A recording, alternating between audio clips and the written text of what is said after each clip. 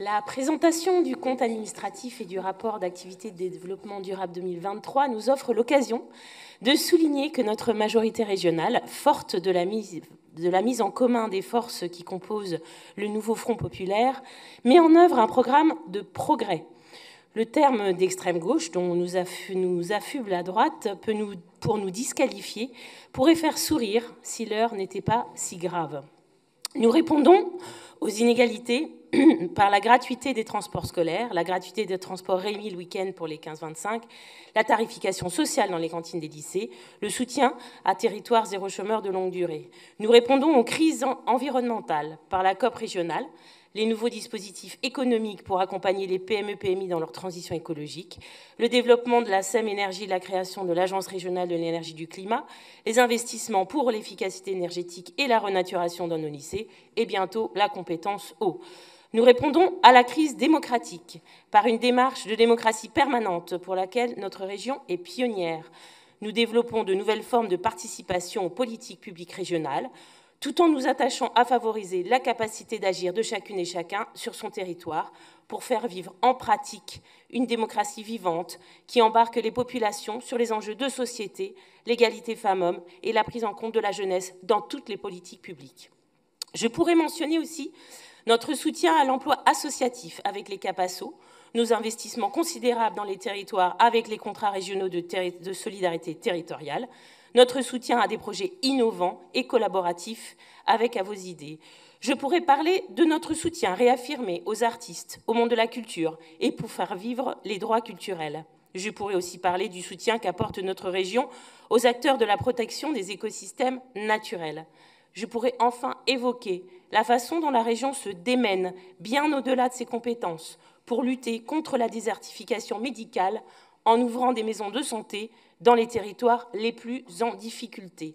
Ce programme, nous le mettons en œuvre parce qu'on a besoin de voir grand pour la France et faire vivre un récit commun au lieu de diviser.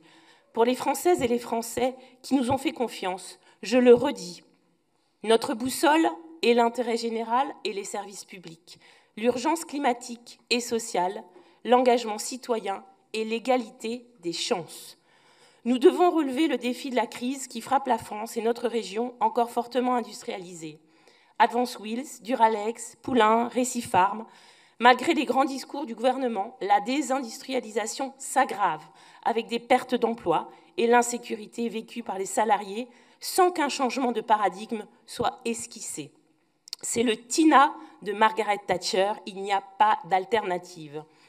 La région a plus que jamais besoin de moyens pour agir et pourtant, nous subissons une baisse importante de nos recettes dépendantes de la TVA et une baisse des financements de l'État suite aux prévisions peu réalistes du gouvernement qui n'a pas voulu anticiper le ralentissement de la croissance que tous les spécialistes lui montraient du doigt.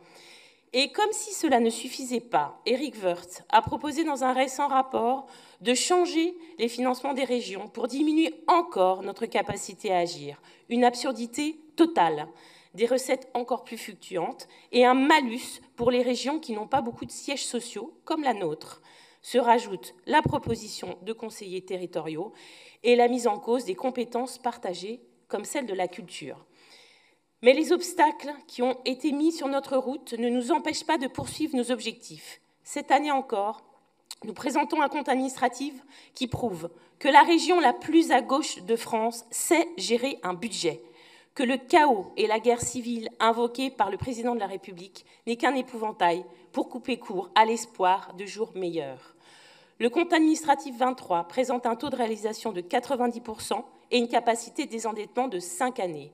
Il faut rester humble face à ces résultats, car le futur est incertain. Mais nous pouvons nous féliciter d'être dans le trio de tête des régions métropolitaines les moins endettées. Plus important encore, nous sommes sur le podium de l'investissement par habitant et nous pouvons en être fiers.